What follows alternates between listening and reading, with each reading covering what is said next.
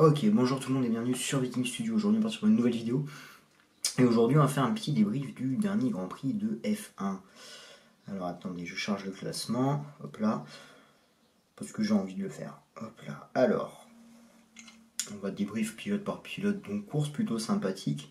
Donc on va prendre les résultats dans l'ordre d'arrivée. Donc en première position, vainqueur de la course, on a Charles Leclerc qui prend la tête du championnat de Formule 1 pour la première fois de sa carrière. Avec, alors il a fait un hat-trick ce week-end, c'est-à-dire pole position, victoire et meilleur tour en course. Ce qui franchement est pas mal. Et Ferrari fait le doublé puisque Carlos Sainz arrive deuxième et marque donc 18 points. Derrière on a voilà, donc ces deux pilotes font une course incroyable. Bon, Leclerc s'est bien battu avec Verstappen, malheureusement Verstappen qui a dû abandonner. Après derrière on a les Mercedes qui ont un coup de chance puisqu'Hamilton finit sur le podium au final. Après être parti 5ème sur la grille.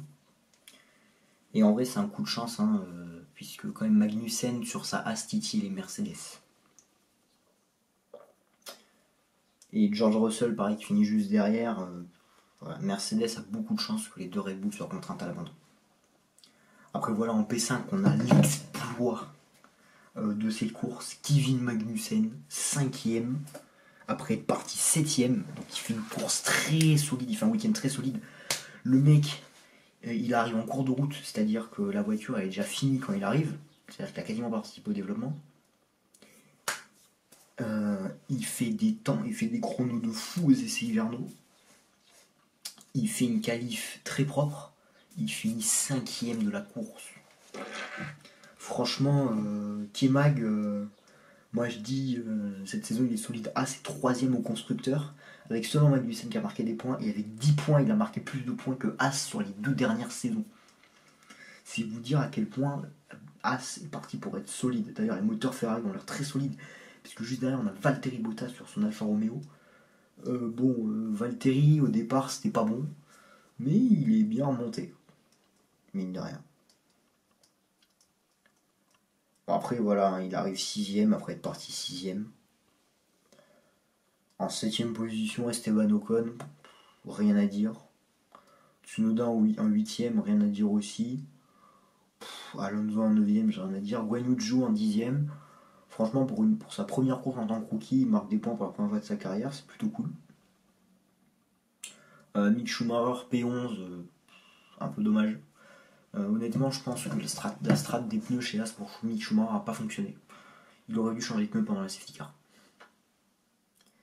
Il aurait dû parce que il avait des pneus usés, donc il s'est fait doubler easy par Joe et Alonso. C'est dommage. Après, Lance Stroll 12ème, bon, ça c'est une arnaque. Albon 13ème, putain, les moteurs Mercedes, je sais pas ce qu'ils ont, mais je pense qu'on est sur du GP2 engine.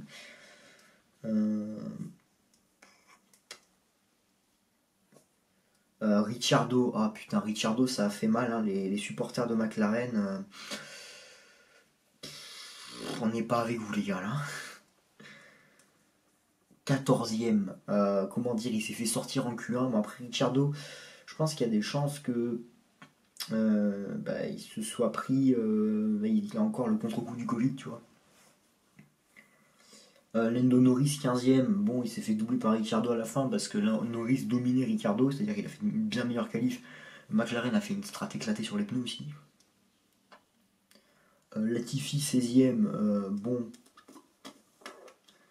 Latifi il fait de la merde. Hülkenberg 17ème, alors Hülkenberg il remplace Vettel au pied levé, donc il n'a pas trop eu le temps de prendre connaissance avec la voiture.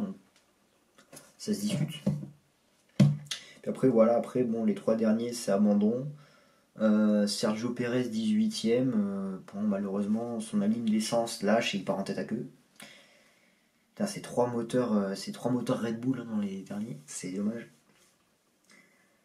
Pérez qui abandonne au 56ème tour. Ça fait mal. Verstappen qui a abandonné au 54e tour. Bon, lui, c'est son alimentation d'essence qui a lâché. Il faut savoir que Verstappen, il faisait une course très solide puisqu'il se battait avec Leclerc pour la première place. Quand même. Et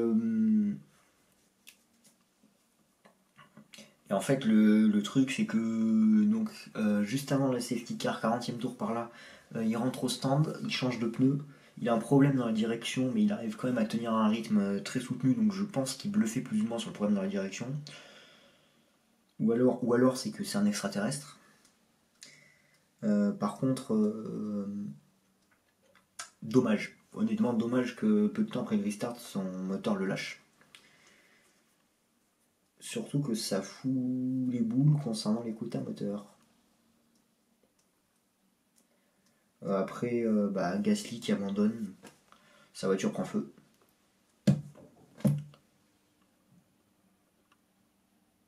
Je pense qu'il y a un problème avec les moteurs Red Bull Honda.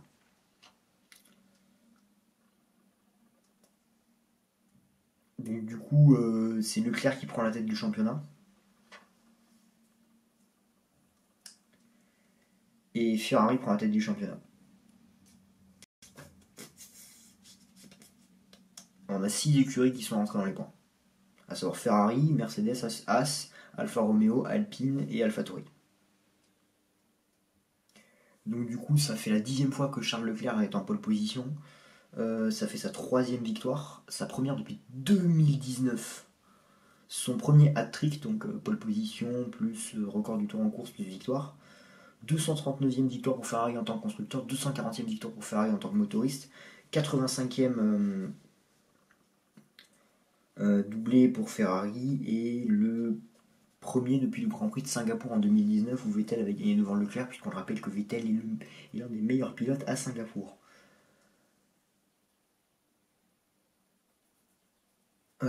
Michael Schumacher avait un de ses records tombé puisque Lewis Hamilton est monté sur son 183e podium, ce qui lui fait un podium au cours de 16 championnats consécutifs au minimum. Ça faisait depuis 2019 que As n'avait pas placé une voiture en Q3. Ça faisait aussi depuis 2019 que Ferrari n'avait pas gagné. Ça fait bizarre.